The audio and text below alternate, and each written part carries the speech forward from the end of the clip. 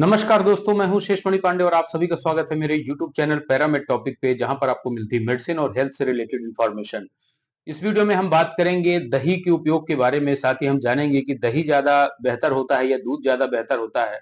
बच्चों को क्या लेना चाहिए, दूध लेना चाहिए, दही लेना चाहिए, बड़ों को क्या लेना चाहिए। और सबसे ज्यादा इसमें जरूरी बात हम डिस्कस करेंगे कि क्या हार्ट के पेशेंट के लिए दही लेना सेफ होता है या नहीं।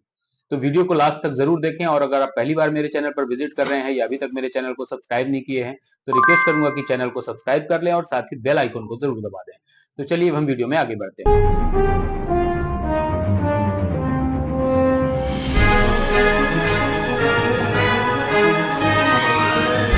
जैसा कि हम जानते हैं कि दही दूध से बनता है, यानी कि दूध में जब लैक्टोबैसिलस मिलता है तो ये उसका फर्मेंटेशन करता है, या पहले से ही तैयार दही को जब दूध में मिलाया जाता है तो फिर ये दही जमता है।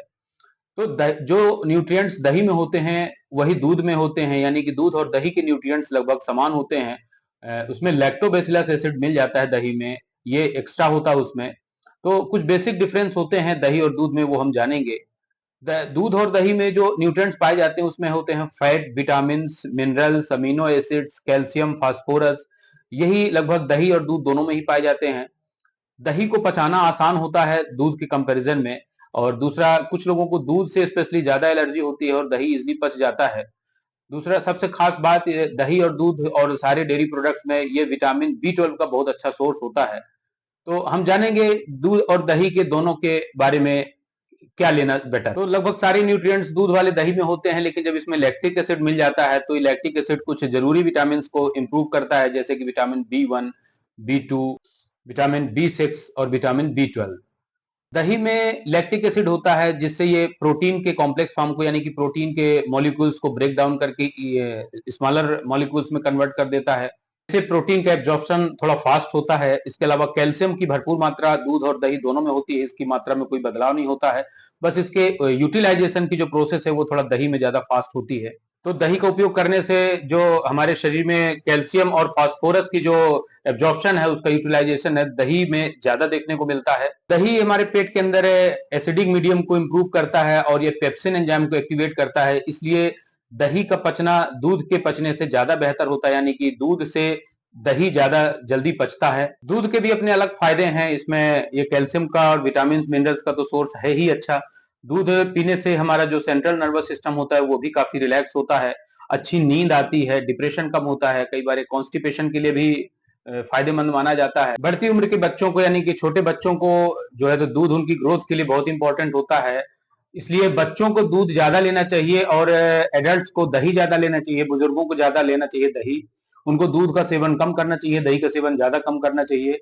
और दही को रात्रि में नहीं लेना चाहिए, जबकि दूध को रात में लेना चाहिए। ये कुछ बेसिक नियम होते हैं दूध और दही के उपयोग के बारे में। कुछ लोगों को लैक्टोज इंटॉलरेंस होता है तो उनको दूध और दूध से बनी हुई चीजों से दिक्कत होती है। दूध में पाया जाने वाला लैक्टोज जो है तो इजिली जो है तो डाइजेस्ट होने में मदद नहीं करता, उन लोगों को डायरिया होने का चांसेस रहता है। तो ऐसे लोगों को दूध और दही दोनों का सेवन नहीं करना चाहिए। इसके अलावा जिन लोगों को अस्थमा है, गठिया बात जिसे गाउट कहते हैं, आर्थराइटिस है, क्रॉनिक कॉन्स्टिपेशन है, ऐसे लोगों को दही का सेवन नहीं करना चाहिए। अब हम मेन हमारे आज की स्पेशल डिस्कशन पर आते हैं कि क्या दूध या दही जो है तो हार्ट के पेशेंट के लिए सेफ है या नहीं। तो जैसा कि हम जानते हैं कि दूध में फैट और कोलेस्ट्रॉल यानी कि ट्राइग्लिसराइड ये सब कुछ होता है। तो जो दूध में होते हैं न्यूट्रिएंट्स वही दही में होते हैं, जैसा कि हमने पहले डिस्कशन किया। तो दूध से दही बनता है, यानी कि अगर दूध में अगर ज्यादा फैट या कोलेस्ट्रॉल होगा तो सीधी सी बात है दही में भी ज्यादा फैट और कोलेस्ट्रॉल होगा। जिन लोगों को ब्लड प्रेशर की समस्या यानी कि हाइपरटेंशन का प्रॉब्लम है, और उन लोगों को डॉक्टर हमेशा दवा देने के साथ ये भी सलाह देते हैं कि वो अपना कोलेस्ट्रॉल का लेवल चेक करते रहें, उन्हें नॉर्मल वैल्यू में बना के रखें। तो ऐसे स्थिति में अगर आप ज्यादा फैटी चीजें यूज करना स्टार्ट कर देंगे तो आपका कोलेस्ट्रॉल लेवल बढ़ सकता है। तो सीधी सी बात है कि हृदय के रोगियों को, यानी कि हार्ट पेशेंट के लिए, स्पेशली जिन लोगों का कोलेस्ट्रॉल लेवल मैनेज नहीं होता उन लोगों के लिए तो ज्यादा फैट वाला दूध और दही दोनों ही सेफ नहीं होता है। लेकिन सबसे बड़ी जो खास बात यह है कि दूध हो या दही, दोनों में ही जो हृदय के मरीजों के लिए जो दुश्मन है वो है फैट और कोलेस्ट्रॉल। यानी कि दूध और दही दोनों का सेवन किया जा सकता है हार्ट पेशेंट के द्वारा भी, लेकिन उसमें अगर फैट और कोलेस्ट्रॉल की मात्रा कम हो। यानी कि अगर हम दूध में ही फैट और कोलेस्ट्रॉल की मात्रा को कम कर देंगे तो उससे बनने वाले दही में भी फैट और कोलेस्ट्रॉल की मात्रा कम होगी और यही सबसे बड़ा दुश्मन होता है। उदाहरण के तौर पर स्किम्ड मिल्क, जिसमें कि फैट और कोलेस्ट्रॉल की मात्रा कम होती है, उससे बनने वाले दही में भी फैट और कोलेस्ट्रॉल की मात्रा कम होगी। उसका उपयोग करना है हार्ट पेशेंट के लिए सेफ होता है। उसके बाद जो ज्यादा फैट और कोलेस्ट्रॉल वाला जो मिल्क होता है उससे अपर लेवल का वो है डबल टोन मिल्क, उसके बाद टोन मिल्क, फिर काउ मिल्क और फिर सबसे ज्यादा जो फैटी होता है वो होता है बफेलो मिल्क।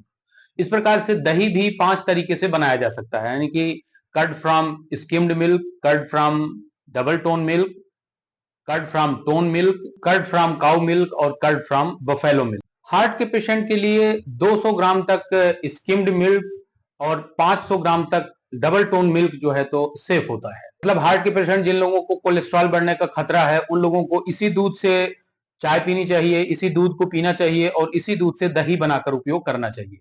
तो हम बात करते हैं कि स्किम्ड मिल्क होता क्या है। स्किम्ड मिल्क सबसे बेस्ट होता है। स्किम्ड मिल्क को अगर आपको घर पे बनाना है तो इसे गर्म करने के बाद इसकी क्रीम को निकालना होगा, जो कि यह प्रक्रिया करीब 6 बार करना पड़ेगा। यानी कि उबालें, उसका क्रीम निकालें, फिर से ठंडा करें, फिर उबालें, फिर उसकी क्रीम निकालें। ये प्रोसेस करीब 6 टाइम आप करेंगे तो उसमें जो उसकी फैट है वो धीरे धीरे कम हो जाएगी। इसके अलावा मार्केट में भी आपको स्किम्ड मिल्क मिल जाता है, जैसे कि नेस्ले है, अमूल है। इसके अलावा ये पाउडर फॉर्म में भी स्किम्ड मिल्क मिलता है, जिसमें आप पाउडर को पानी में घोलकर उसका मिल्क बना सकते हैं और उसका उपयोग कर सकते हैं जैसा आप चाहें। दूध में फैट की मात्रा अगर हम देखें तो भैंस के यानी कि बफेलो मिल्क में सबसे ज्यादा फैट कंटेंट होता है, जो कि 6 to 6.5% होता है। वहीं पर काउ मिल्क में यह 4% होता है, टोन मिल्क में यह 3% होता है, डबल टोन में 2% होता है और स्किम्ड मिल्क में यह 0.5 to 1% होता है। इसी प्रकार से कोलेस्ट्रॉल की मात्रा जो भैंस के दूध यानी बफेलो मिल्क में देखा जाए अगर पर 100 ml में यह 20 mg होता है, गाय के दूध में यह 10 mg होता है और धीरे धीरे घटते हुए स्किम्ड मिल्क में सबसे कम यानी कि 2 mg के बराबर होता है। तो इस प्रकार से हमने देखा कि दूध हो या दही दोनों ही फायदेमंद है। फर्क सिर्फ इतना है कि जिन लोगों को हार्ट से रिलेटेड प्रॉब्लम है और उन्हें कोलेस्ट्रॉल के बढ़ने का खतरा है, उन लोगों को दूध किस प्रकार से उपयोग करना चाहिए हमने देखा कि उनके लिए सबसे बेस्ट है कि स्किम्ड मिल्क यूज करें। और जो लोग फिट हैं, उन्हें किसी तरह की समस्या नहीं है, उनका वर्कआउट अच्छा है, वो खूब मस्त रहें, खाएं पिएं और अपनी सेहत का ख्याल रखें और कोलेस्ट्रॉल लेवल ना बढ़ने दें। ये उनके लिए बेस्ट है, वो कैसा भी दूध यूज कर सकते हैं, उन्हें कोई प्रॉब्लम नहीं है।